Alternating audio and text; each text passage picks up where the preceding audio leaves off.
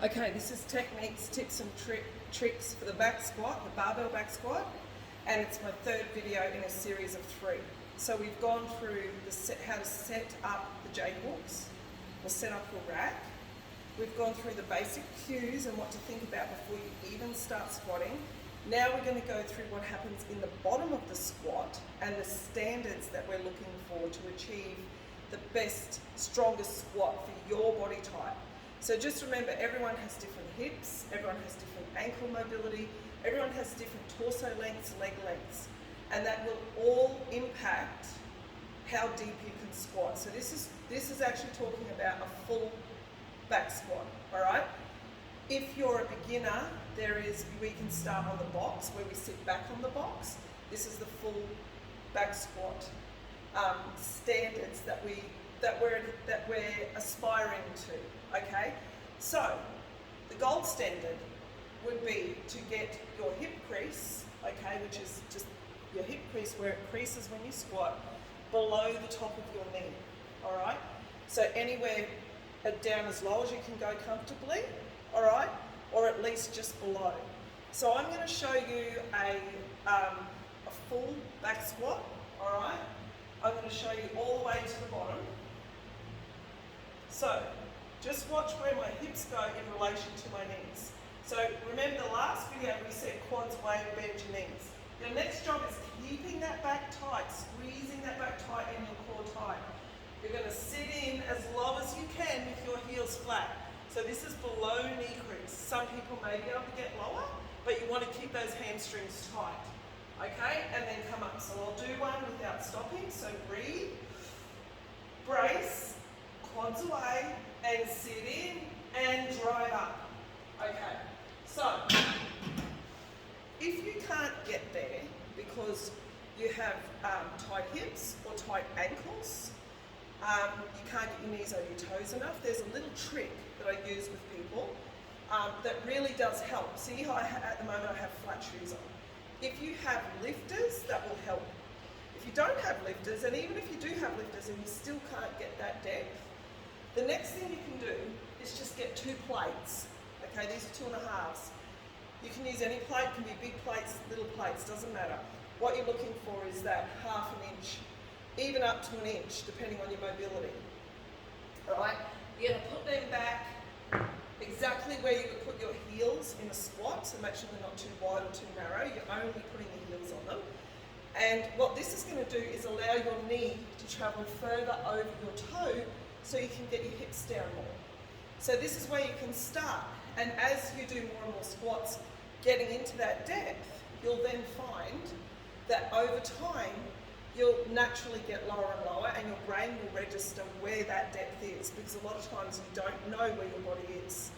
And another really good trick there, or tip there, is to video yourself. Video yourself, play it back, see how deep you're actually getting compared to where you think you're getting. Okay, so I'll just show you how this one works. So we get under, we breathe, brace, stand the bar up, step back with our heels on just our heels on those plates. Okay, then we breathe and brace again.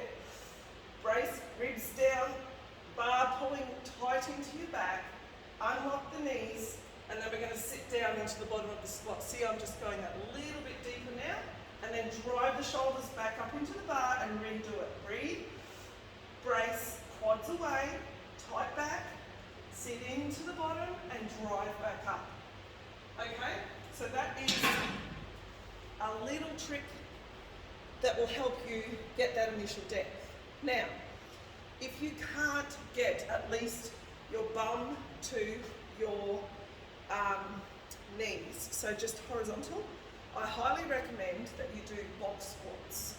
All right, because when you do box squats, they get you to sit down lower than if you try to do squats with nothing, touching nothing. It gives you a tactile cue. All right, so I'm going to pull a bench in here now. I'm going to keep this video rolling, and I'm going to show you what a box squat looks like. All right.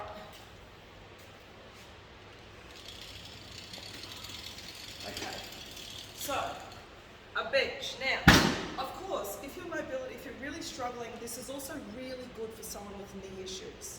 It takes the load out of your knees and just puts it into your quads and your hips, and you're still getting that squatting strength, okay? So when we do box squat, this is really important that you follow this particular technique. It's not a touch and go, all right? So it's exactly the same setup. All right, step back, make sure you know where that bench is. I like to feel it with the backs of my calves. So we breathe, brace, unlock the knees, sit our bum back, do a small rock back, and then drive back up. Breathe, brace, quads away, sit back, small rock, tight core, drive up. So we're not just touch and go, okay? You're actually sitting on the box but not losing tension. All right, so that's a box squat. You can make that box higher or lower according to wherever your mobility is. If you can't get the hip below the knee, I suggest you start here, okay? And then there is another way. Once you can do this and you feel comfortable, take the box away and see if you can get to at least horizontal. Then, to push yourself just that little bit further, my other trick is to use a ball that you're just touching. Okay, so, for example, let's get a ball, all right? Could even be a lower box if you wanted to. We're not sitting on it this time, we're just touching it. So before you squat on it, make sure it's the right height for you, where you want to get. So, see there, it's quite low for me, that's great for me to touch the ball. If you wanted a tad higher, you can get a plate, put the plate in, and then put the ball on top. Okay, so all you're doing this time, I'll do that for you, this is a little bit higher. This time, instead of sitting, you're touching and standing. All right, so breathe, brace, touch and stand. Touch and stand.